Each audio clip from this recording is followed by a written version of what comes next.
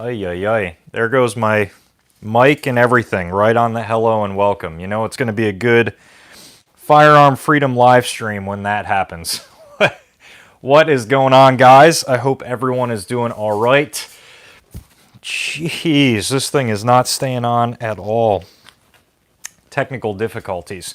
I hope everyone is doing all right. I hope the audio and everything like that sounds all right. Having some microphone problems already, but you guys know the deal. Let me know if all of the audio and noise and everything is coming through as it should, or if there is a little bit of an audio problem. Hopefully, someone can let me know ahead of time so that way I'm not talking silently for a very long time. With the live streams, you never really know, but this is yet another weekly live stream here on the Firearm Freedom YouTube channel. Thank you guys so much for joining me. If you are new to these weekly wrap-up live streams that we just started, they are shorter than before to accommodate people watching these after the fact, so they're a little bit quicker. You can always comment down in the live chat, and I will get back to your question. It doesn't have to deal with whatever it is we're talking about in these live streams. But, you know, I will answer it for you. Now, each week, these are going to be really at a different time. It all depends on when I'm getting out of work. Today, this is a 4:30 one, so I'll try to let you guys know as frequently as I can when those are going to be. We got a lot of interesting topics we're going to be talking about tonight, so hopefully people get the notifications for this live. Mom, thanks for watching. Love you too. So when it comes to other ways that you can see content, I know some people just come to the channel in order to see these live streams. That's been a big portion of a lot of you guys that watch these. But if you are looking for feature-length reviews on different gear items, firearms, things like that, then you can click on the channel. I have a bunch of reviews over there. And all that is great. There are also links in the description, so you can check out those links. Some will bring you to websites. You can put codes in that will give me a little bit of a kickback, and then also help you guys out with some percentage off items and other things like that. So I do appreciate all that. The support really helps out. Brian, what's up, buddy? And on top of that, you can hit the subscribe button, ring the bell, all that good stuff. Like the video. Any interaction that you guys do, liking, commenting, all that stuff really does help the algorithms as much as we possibly can. So these new live weekly wrap-ups, as people are coming in, before we get into the main topics of this evening, I want to show you guys a few gear items. Now, the reason why I don't show guns in these live streams is because it is against YouTube's policy to do a live stream with a firearm. Just me saying that probably is going to get this one shunned out of existence. But I can show you guys gear items. So I have a lot of fun with this because I can go through the collection, and anything that's not really not able to do a full video on, I can just show you guys a little bit of a sneak peek. So first thing I wanted to pull out, this is something that I've actually had for months now, and I realized it and kind of got the idea what it was from a buddy of mine that I work with. Sam, shout out to you for giving me the ideas with this one. But MTM case guard. So this is something, this is an extra one that I had laying around, but I saw this before I did the live stream. I'm like, you know what? This will be a great one to show off in this. I have no affiliations with MTM case guard. We sell this at the gun shop that I work at, and I really didn't pay too much attention to it because it just, you know, I don't know, it looks like 3 black pieces of plastic. It's a little bit harder to figure out exactly what it is, what you could use it for, and things like that. But this is pretty freaking handy. So it's essentially, if you're into the gun industry, you probably have a bunch of miscellaneous odds, ends, screws, parts, light mount things, all that good stuff, and all the little parts that are really easy to lose. Some of you may realize that this looks like it fits perfectly inside a 50 cal ammo can, and that is because it does. So right here I have one that's in use, and this is a standard military surplus 50 cal ammo can, and there's these little handles on the side. Each one pulls out into a little drawer that you can see. I have a bunch of miscellaneous, drop all the screws everywhere while I'm showing you guys. I have a bunch of miscellaneous parts, screws, things. Each shelf, I'm going to call it, is a different size. So the bottom one is even smaller. They have the little handles, or even larger. They have little handles there, so it helps you pull them out of the 50 cal can. And I had the 50 cal can undone for the purpose of this live stream, but it does close properly, so you have a watertight seal if it's a good 50 cal ammo can. And like, dude, I mean, I think we sell those at the gun shop that I work at for 11 bucks, 12 bucks. And for 12 bucks and the price of a 50 cal can, that's a really awesome way to store a bunch of small parts and odds and ends and things that you just don't really know what to do with. It accumulates over time, and it's just really nice to have. So that's the first gear item in today's weekly wrap up that I'm going to show you guys. The second one is one I am very, very excited about, and that is the Psionics Aurora Black camera. This is going to, and I know night vision for a lot of my viewers is something that not a lot of folks are interested in. It's a very niche category, but this is going to take night vision reviews to a whole new level. So I have a lot now of different IR aiming devices, different pieces that go along with night vision, and all of those things are incredibly difficult to film footage of at night and present it to you guys on the YouTube channel for a review. So of course I could sit there and talk about these items, but with you guys not seeing them, it's a little bit difficult to explain, and it's just not that fun to watch. So this camera is very special because it is one of the few affordable night vision capable cameras. So there it is there. And I have to say the camera is very, very impressive. So just got this in, and I know a lot of people look at this. This has a MSRP, I think, of like $6.99. And they think they can use this as a more affordable PVS-14. And I personally don't think it could be used as that as much. In a pinch, could you helmet mount it and use it like that? Probably, but the window is incredibly small. Now, where this does shine, in my eyes, is to get footage of night vision shooting of whatever type. Now, when I'm doing a review for you guys on a Holosun laser or a Streamlight VIR2 or a stock helmet light, or things like that, it's really difficult to show you what that looks like while I am filming with my phone through my PVS-14. Now, I only have one PVS-14, and obviously I now can't really see what I'm doing as I'm filming at the same time, and especially when we're trying to go on a night hike or something. The first night hike that I went on a little bit ago, I realized how difficult it was to film. So this really opens up the window. Now, you basically have to have an IR illuminator in order to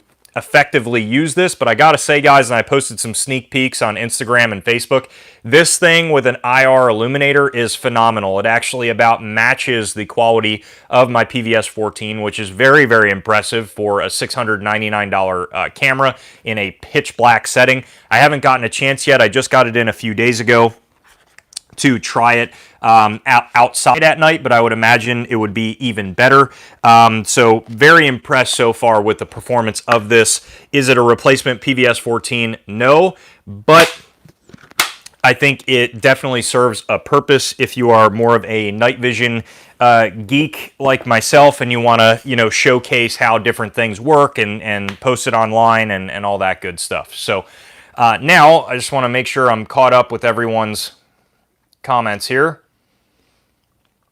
Just got a 4-batch approval today on paper Form 4, 2 different dealers. Nick, that sounds about right for what we're seeing. We're going to get into that here in a second.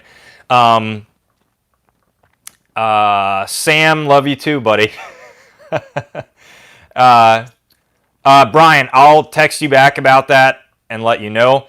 Dave, heard you got your SBS back. Congrats. Hope that's good news for the rest of us. Yes, so now I want to get into here for the next half of this live stream. More of the big news for today, and that is I received back my approved Eform 4 for my Remington SBS.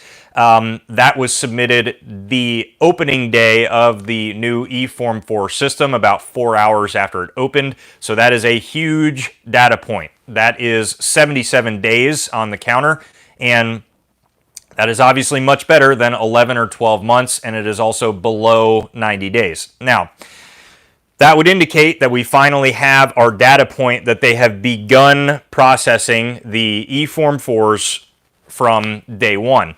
I do not think it took them 77 days to get through all of the Form 4s that were put into the system within 4 hours of opening. That would be a pretty horrendous time, so I don't think that's the case, which would indicate they probably started processing the forms either today or a few days ago. In looking around on the NFA thread on Reddit, I saw one other person also post that they got an approval on a suppressor. Also, obviously, within 77 days, they submitted it day one. My approval, and I'm sure there's a few hundred others out there, or a few thousand others out there that got approved today, indicate to me that those are the first ones that have gotten approved so far. The one company that's been consistently saying they're getting approvals and all of these Eform 4 approvals that were submitted midway through January, as I've said before on these live streams, is just not accurate, and these appear to now be the accurate timeline that we're looking at. There's still a lot left undetermined. If you submitted your Eform 4 a few weeks ago, today, next week, are you going to be looking at 77 days? Are you going to be looking at 90 days? Are you going to be looking at a week from now if they really process through them quickly? I have no idea, and I don't know that there's anybody out there that does have an idea. Now, we also have a data point. I submitted mine individually. We had another buddy of mine, Sam, and he's probably watching this live. He submitted his as a trust, and his was actually submitted before mine. His did not come back yet, so it appears that maybe the trusts are taking a little bit longer than the individual. Now, a lot of people didn't seem to understand. I posted this photo on Facebook, and the reason why I posted this out there was solely to give everyone the data. It's not trying to gloat or look at how quickly I got my Eform 4 back. It's just there's no information, there's no accurate information out there. This is the first one that I've seen as of today, so hopefully people find this helpful. But a lot of people were getting confused, so I figured I would get rid of the confusion here in this live stream. They were seeing SBS, and instead of realizing that it was a Form 4, they were assuming I was posting a picture of a Form 1. It is a Form 4, which means that from the factory, it was a short-barreled shotgun. Therefore, it is the exact same process. It is going to the exact same place as your suppressor would, or your machine gun would, or your short-barreled rifle from the factory would. And it's the exact same Eform process. So if you have a suppressor that you submitted day one of the Eform system, there's a very good chance that you're going to be getting that suppressor, within the next day or two, I would imagine, unless there was something wrong with your forms. For more data on this whole thing that I've posted other places, but I'll say here, the Eform not only got sent as far as a status update to the gun shop that I work at, but it also got sent to me, the individual. So I received an email notifying me that my application status had changed into approved, and it also gave me a PDF file copy of my Form 4. So it appears that when you get your approved Eform 4, it is not only going to send you an approval to the gun shop that you submitted it at, it is going to send your approval to you as well. So it appeared to be at the exact same time, And that would mean that when you get that notification, your gun shop's getting it too. Every gun shop's going to be a little bit different. And that is kind of nice that they email you a copy of the Form 4, so that way there's no issues there. I should also mention that because we submitted it day one, at that point we did not have the ability yet to electronically submit the fingerprint cards with the Form 4, so those were actually paper fingerprint cards sent in after the Form 4 was submitted. Austin, what's up, man? Had an e-form disapproved, submitted a correction, and emailed the agent and got approved within an hour. Nice. Nick, was that an e-form 4, and was that before today? That'd be a really interesting data point. Brian, I kind of want to aim for another suppressor and see how long it takes now that the large wave is seeming to pass. Yeah, I mean, you know, at the gun shop that I work at, we have submitted a ridiculous amount of Eform 4s at this point. I think we're almost surpassing 100. So I don't know where this is going to be affected. And really, until we've had a lot of these approvals back, we're not going to have a full picture of how long everything's going to take. But obviously, it seems like it's at this point in time faster than paper. But there's a lot of variables here that can be changed. Now, as I was saying from the very beginning, is it awesome if they consistently keep it 90 days? Yes. But do we have any factual evidence that it's going to stay 90 days or below or above? No, not yet. But it is looking good. I will eat my words a little bit. I was not thinking it would be back 90 days or especially before 90 days. So that is a plus that it's back. But I also submitted it the very, very first day, hours after the system opened. And it has been 77 days for them to even get to my eForm 4 that was submitted hours after the system opened. So that, you know, that means they got quite a few to go through after that. I got my form approved before I ever decided to fill it out. I would love to see how you did that. Maybe through Silencer Shop or something, but it was an Eform 1. Gotcha. Yeah, from my understanding, Eform Ones, and it was the case with my Eform 1, Eform Ones are still taking a very small amount of time. We're not talking about suppressor kits for Eform Ones. We talked about that in our last live stream. But Eform Ones are still looking like they're taking anywhere from 15 to 30 days on average, which is still nice. I shared your post to a buddy, and he said he is also seeing Eform 4s starting to come back. Yeah, it appears that today is the first day that they are all started flowing in. I have not seen any validated before this date. So I can tell you guys from working at the gun shop that the amount of paper approvals that we have been getting has gone through the roof. Those aren't good numbers. Each one of these approvals are still 12 months. However, we're getting in the mail like daily, 3, 4, 5. We received 11 in one day from the post office of approved Form 4s paper. Now, all of those were between 11 and 12 months, but that would indicate to us that they are rapidly trying to get through the paper Form 4s, or at least trying to get through a little bit of the backlog. I don't know how much of that is accurate. That's just an opinionated comment from seeing such an influx of paper Form 4s that are getting approved, and now all of a sudden all of the e-forms today are starting to get approved. Now, I would also like to see the data on how many of these today are individual and how many of them are trusts, because today might be all of the individual forms that were submitted day one. I don't know if tomorrow's all the trust forms or something like that. I have no idea how they're running this. I don't think the ATF even knows how they're running this at this point in time. So there's a lot to be determined. But right now, we are seeing the first approvals beginning to come back. Telepathic connection to the AFT. My Eform 1 was only 30 days. I wonder what it will be like once the brace ban goes into effect next month. So the brace debacle 1 is not just targeting braces, as we've talked about before, but just large frame pistols as a whole, and I believe that is pushed back to August, not next month. So there's still a little bit of time. However, that would also indicate to me that the Eform One system probably is going to have a large amount of people submitting Eform Ones, which is going to dramatically change the time of approvals.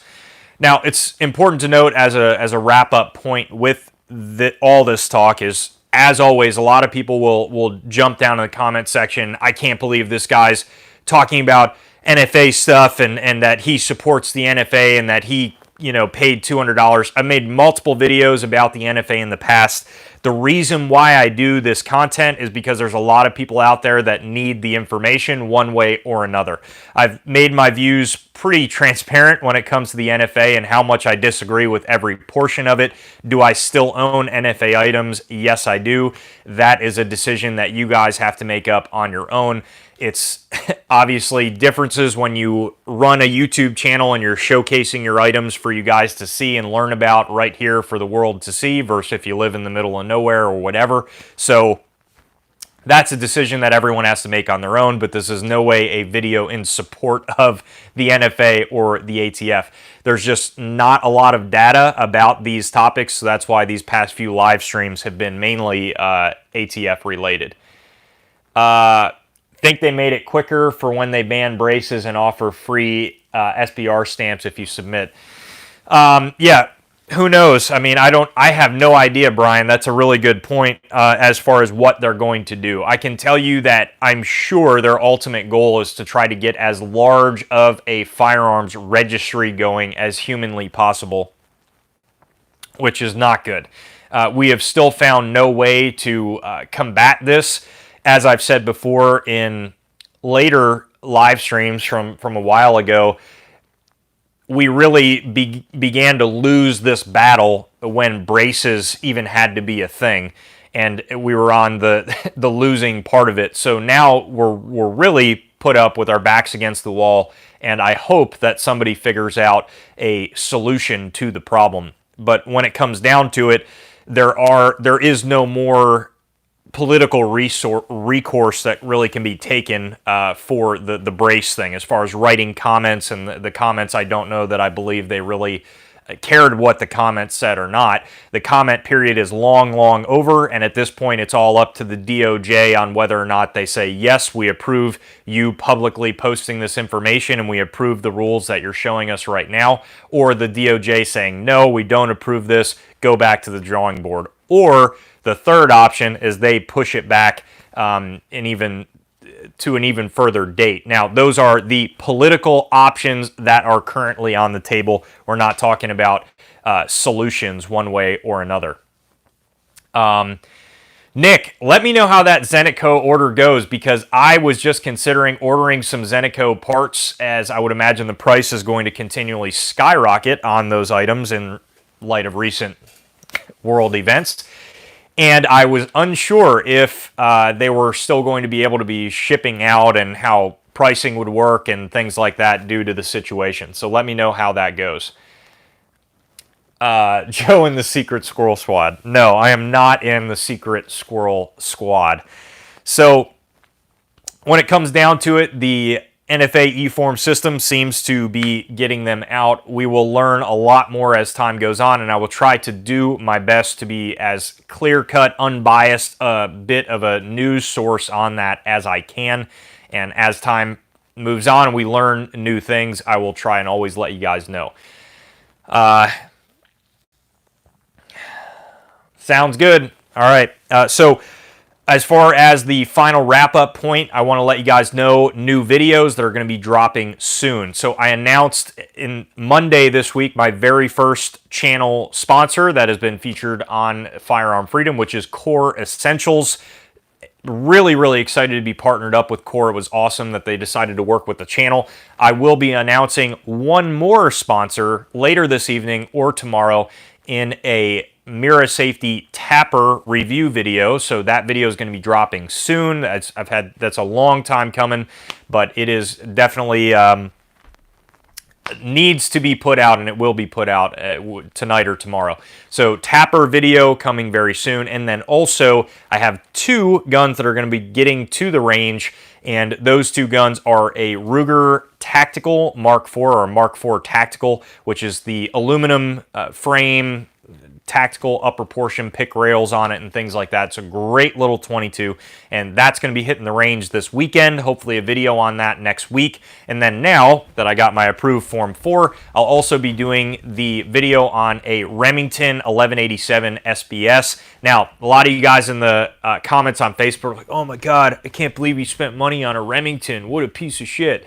I totally understand your viewpoints, and any newly made Remington, I would completely agree. This is an old school, probably early 90s, late 90s, 1187, still when Remington was pretty damn good, and 1187s are phenomenal shotguns before a lot of the more modern semi-auto shotguns were well known. The 1187 was one of the most reliable semi-automatic shotguns on the market, hands down. There's some pretty ridiculous reliability testing that was done on those shotguns. And also, it's a police trade-in shotgun, so it has kind of that cool factor around it. And you guys will be seeing more on that to come. So stay tuned for that 1187. I'm going to answer these last few comments, and then I'm going to let you guys go. Scott, no problem. Thanks for watching. I appreciate you always watching. Brian, I really appreciate that, man. It's been a very long road. Rock it while you have it. How's Mary? Love the podcast. Hey, I appreciate it, man. Mary is doing great. I'm so happy that you're enjoying the podcast. We have some new jobs starting in the family, so we are working through that, and obviously our podcast isn't our full-time gig, so we get to editing the episodes when we can. We should have an episode coming out hopefully soon. Thank you guys so much for your patience, and I can't thank Mary enough for constantly taking a lot of time to edit these podcast episodes completely for free. She, helps out. We don't get paid for doing those podcasts or anything, so it's a lot of fun for us to do that. And just stay tuned. We'll have more episodes dropping soon. It's just obviously life sometimes gets in the way with that. I seen you were interested in the BRN. I worked with OTD Defense, and they are now selling that bumper in 4 different sizes. Oh, sweet, Austin. I might hit you up on that. Where did you get a Remington factory SBS? Nick, I probably just answered the question for you, but it was a police trade-in SBS. They are unobtainium. Unfortunately, now I got a steal on it. It was a very random opportunity. A gun shop relatively close by was closing, and these SBSs and all SBSs or factory SBRs as a whole just never sell at gun shops. I don't know why. They just don't. Not a lot of people are interested when you could Form 1 something and get it faster. So they had a bunch of these SBSs laying around. This was about a year ago now, so those are all long gone. But they had Mossberg 590 police trade-in SBSs. They had 1187s. They had some Benellis and other things that were all police trade-ins. And since the shop was closing, they had to get rid of them one way or another. So they were dirt cheap. Let's just say, so I got this less than $275. So I'm not going to say the exact price, but it was something that I was not going to pass up. And yeah, it's in great shape, and I'm very excited to get it onto the channel. No problem at all, Nick. All right, guys, I'm going to wrap up this live stream now. Thank you guys so much for watching. Please stay tuned for more videos to come on the channel. As always, after these live streams get posted, I will post more in the description, post links down there, all that good stuff. Thank you guys so much for watching. Hit the subscribe button, ring that bell. Stay tuned for more great content coming soon.